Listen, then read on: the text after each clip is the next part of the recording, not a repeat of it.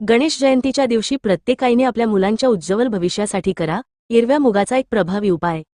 हा उपाय आपल्याला संध्याकाळी 6 वाजल्यापासून अगदी रात्री 12 वाजेपर्यंत करता येणारा।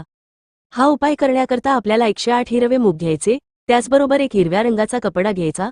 तर देवघरामध्ये असणार गणपती बाप्पांसमोर आपल्याला एक हिरव्या रंगाचा कपडा ठेवायचा आहे।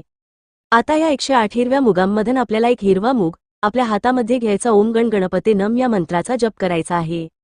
आपल्या मनातली इच्छा बोलून आपल्याला तो हिरवा मूग जो आहे तो हिरव्या रंगाच्या कपड्यावर ठेवायचा। अशा रीतीने आपल्याला 108 वेळा हे हिरवे मूग त्या कपड्यावर ठेवायचे। त्याची एक पोटली ही तयार करून घ्यायची।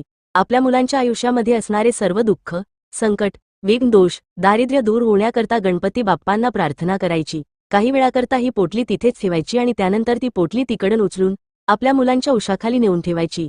संपूर्ण रात्रभर ही पोटली तिथेच ठेवायची आणि दुसऱ्या दिवशी आपल्याला पोटली जी आहे ती एखाद्या गणपती बाप्पाच्या मंदिरामध्ये नेऊन अर्पण करायची।